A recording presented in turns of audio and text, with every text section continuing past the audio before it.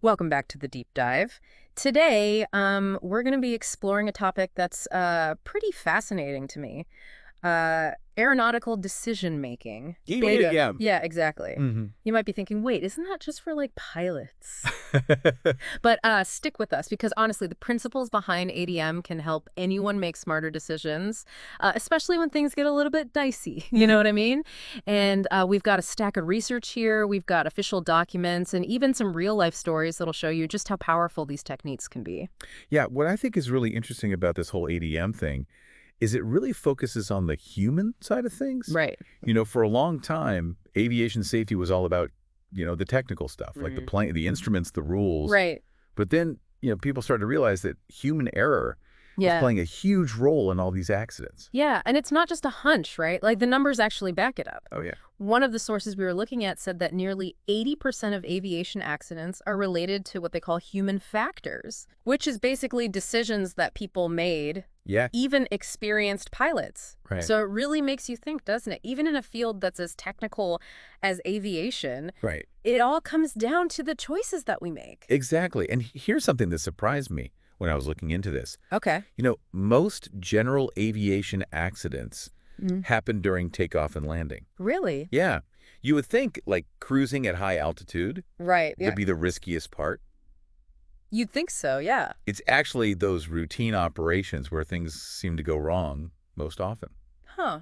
That's interesting. Yeah. So that's kind of counterintuitive, isn't it? Yeah, it is. I guess it shows that we can't let our guard down even when we think we're in the clear. Right. But here's the big question, okay? Okay. Can good judgment actually be taught? That's a great question. Or are some people just born with that, like, pilot instinct? You know what I mean? That's actually a myth Oh, is it? we need to debunk. Okay. Good judgment is a skill. And like any skill, you can learn it and improve it. Okay. Studies have shown that ADM training can actually drastically reduce pilot errors, Wow. even for those with less flight time.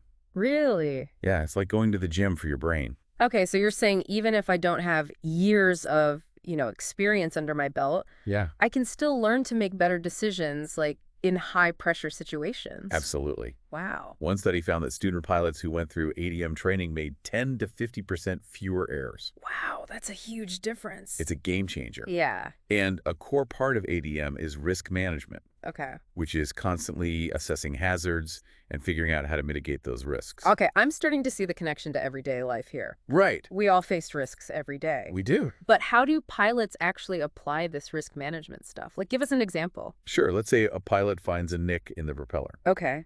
The nick itself is a hazard. Okay. The risk is what could happen if that hazard isn't addressed, like a potential propeller fracture during flight. So it's not just about spotting the problem. Yeah. It's about thinking through the what-ifs Right. and how bad those what-ifs could actually be. Exactly, and that's where the individual factors come in. Right. So, an experienced pilot might see that nick and think, no big deal. I've dealt with this before. Right. But a less experienced pilot might be freaking out. Yeah. It all comes down to how we perceive and process information.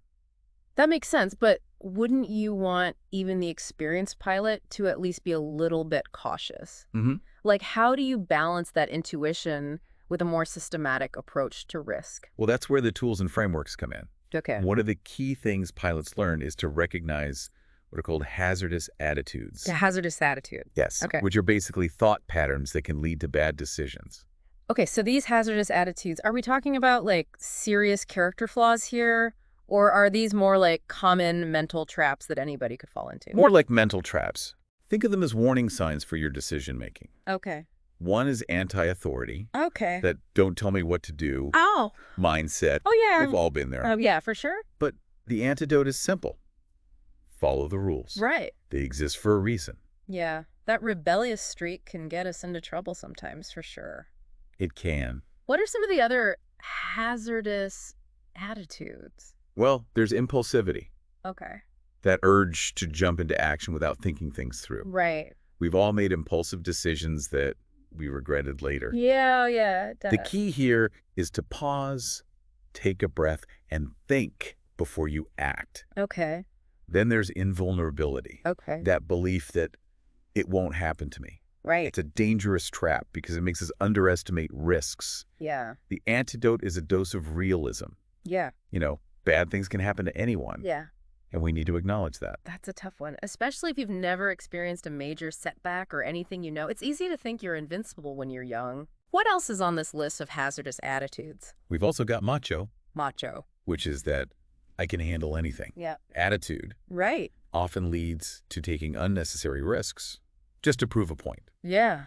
The antidote is remembering that taking chances is foolish, not brave. Okay. And finally, there's resignation. Resignation. That feeling of helplessness, like, what's the use? Oh, yeah. Where you just give up. So it's like learned helplessness. Exactly. You just shut down and stop trying to influence the situation. Exactly. Wow. The antidote is remembering that you're not helpless. Okay. You always have some control, and you can make a difference. That's a powerful message. It's easy to get overwhelmed and feel like things are out of our control. Right. But we always have some agency. Yeah. But doesn't experience help us avoid these traps? Like, you'd think veteran pilots would be immune to these hazardous attitudes. Unfortunately, that's not always the case. Oh.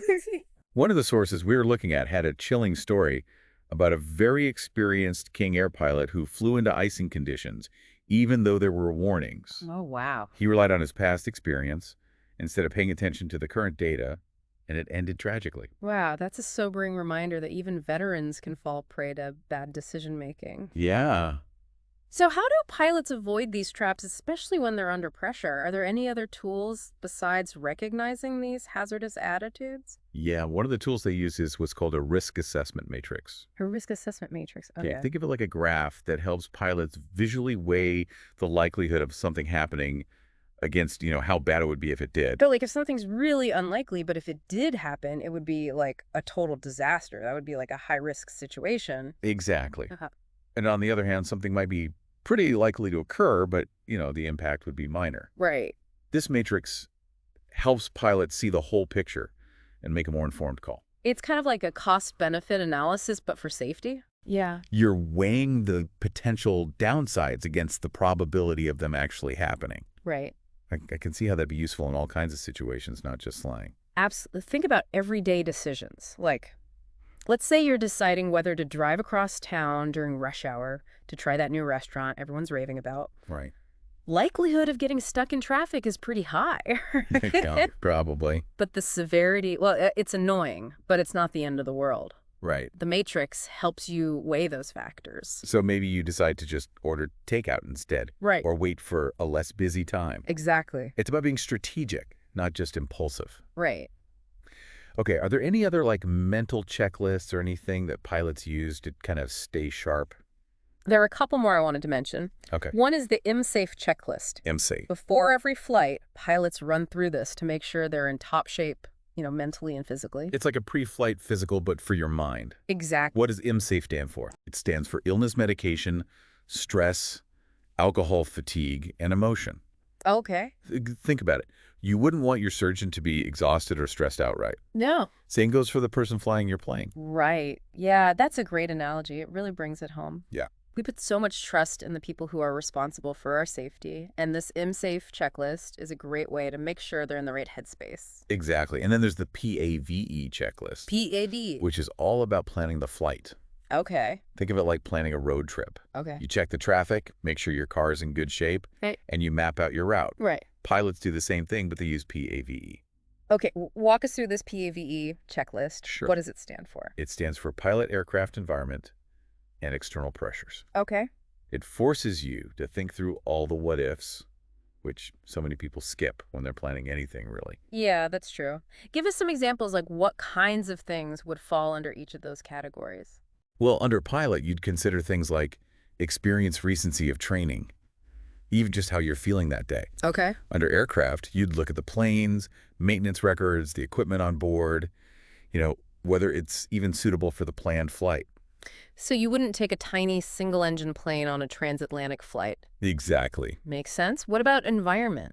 Environment is all about the external factors. Okay. Weather, terrain, any potential hazards along the route. Gotcha. And then external pressures. Could be things like deadlines, passenger expectations, or even just that feeling of wanting to complete the flight as planned, even if things aren't looking good.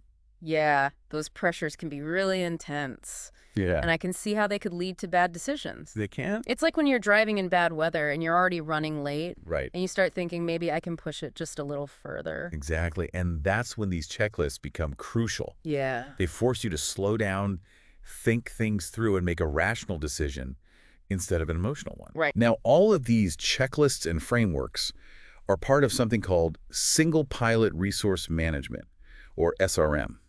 Okay, break that down for us. What is single pilot resource management all about? It means that even when flying solo, a pilot has resources beyond just the plane itself. Okay. It's about recognizing and using all the tools and information available to make the best decisions. So what kind of resources are we talking about here besides the checklists, of course? Well, there's air traffic control weather reports, even passengers. Passenger. Involving a passenger in basic checks like confirming the landing gear is down can actually be helpful. Wait, so you're saying that passengers can actually contribute to flight safety? Absolutely. It not only keeps them engaged, but also acts as a backup for the pilot. Oh, okay. You're basically distributing the workload and adding another set of eyes to make sure nothing gets overlooked. That's a brilliant strategy. It turns a passive passenger into an active participant. Right. And it probably makes them feel more at ease, too, knowing they're contributing to the safety of the flight. Exactly. Are there any other specific examples of SRM in action? One practical application is the 5Ps checklist. The 5Ps checklist, okay. It's a real-time way for pilots to use those resources effectively. Oh, okay. I'm intrigued. Tell us more about this 5Ps concept. Sure. What does it stand for? It stands for Plan Ps, Plane Pilot Passengers and Programming.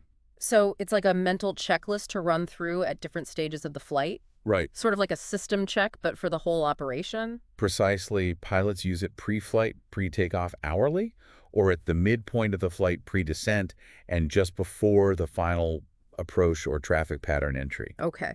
It ensures they're constantly evaluating the situation Mm. and adapting as needed. I love that it's an ongoing process, not just a one-time thing. Mm-hmm. It keeps you engaged and flexible. Right. But can you give us some specific examples of how a pilot might use the 5Ps in real-time decision-making? Absolutely. Let's take plan, for example. Okay. A pilot might have planned their route based on the initial weather forecast, Right. but during the flight, they receive updated information indicating, a change in conditions. Okay. Using the 5Ps, they'd reassess their plan. So they might alter their route, delay their departure, or even cancel the flight altogether. Right. It's about staying adaptable and responding to new information as it comes in. Exactly.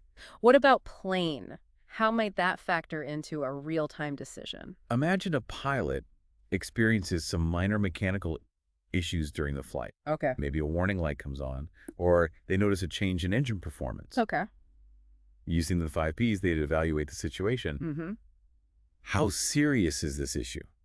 What resources do I have and what are my options? So they might decide to land at the nearest airport as a precaution, Right. or consult with a mechanic over the radio or something. Right. It's about using their resources and making the safest choice, even if it means deviating from the original plan. Exactly. And then there's the pilot category, Okay. which is all about self-awareness. A pilot needs to be honest with themselves about their own physical and mental state throughout the flight. So it's like that IMSAFE checklist we talked about earlier. Yeah. But applied in real time, Right. making sure you're still fit to fly, even as the situation changes. Right. A pilot might feel great at the start of a flight, Right. but then as things go on, they start to get tired or stressed. Yeah. Using the 5Ps, they can recognize those changes in themselves and adjust accordingly. It's so important to be in tune with yourself like that It is. and not just try to power through it. Right. What about the passengers category? Okay. How does that play into real-time decision-making? Passengers can actually be a valuable resource, believe it or not. Okay. For example, having a plan for passenger transport in case of a weather diversion can take a lot of pressure off the pilot. Because they won't feel as obligated to push on, Right. even if conditions are getting dicey. Exactly. A pilot can also brief their passengers on potential issues or changes in plans. They can even involve them in basic checks like we talked about earlier. Right. It's about sharing the workload and making sure everyone is informed and prepared. It's all about teamwork, even on a commercial flight. It is. And I bet it makes the passengers feel more at ease knowing what's going on. Yeah. What about that last P, programming? How does that fit into all of this? Programming is about managing the aircraft systems and automation. Okay. Modern planes have a lot of bells and whistles. We do. Navigation systems, autopilot, weather radar, you name it. Right. But it's important to use those tools effectively and not become overly reliant on them. That makes sense. It's tempting to just like switch your brain off and let the computer do everything, Right. but that can be dangerous, right? Absolutely. And that's where the 5 Ps come in. Okay. A pilot using the 5 Ps would regularly check those systems, Uh-huh. make sure they're working correctly, and be prepared to take manual control if necessary. Okay. It's about being the master of the automation, not a slave to it. That's a great way to put it. It's like with any technology, it can be a powerful tool, but you have to be the one in control. Right. So the 5 Ps is all about staying proactive, engaged, and adaptable throughout the entire flight. Exactly. Are there any other mental models or frameworks that pilots use to make good decisions under pressure? There are a few more worth mentioning. One is the 3P model. The 3P model. Okay. Perceive, process, perform. Okay. It's another way to break down decision-making into manageable steps. So it's like taking a complex problem and simplifying it step by step. Exactly. First, you perceive the situation. Okay. What's happening? What are the potential hazards? What information do I have? Right. Then you process that information. Okay. What are the risks? What are my options? And what might happen with each option? Okay. And finally, you perform. Okay. You choose the best course of action and execute it.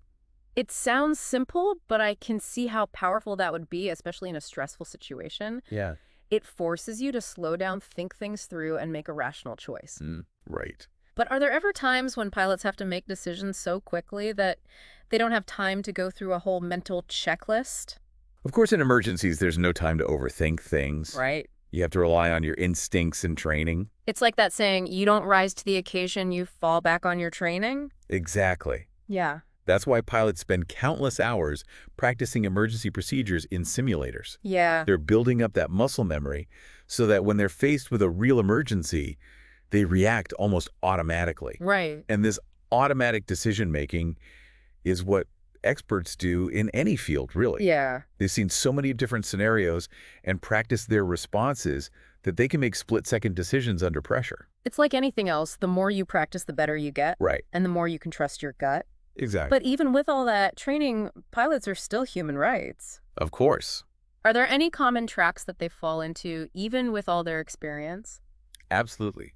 The source material calls them operational pitfalls. Operational pitfalls. Okay. Common decision-making traps that can trip up even the most seasoned professionals. Okay, give us the rundown on these pitfalls. What should we be watching out for? Well, one is peer pressure. Peer pressure. Okay. It's easy to get caught up in what everyone else is doing, even if you know it's not the safest choice. It's like that feeling of, well, everyone else is jumping off the bridge, so I guess I should too. Exactly. Even if you know it's a bad idea. Right.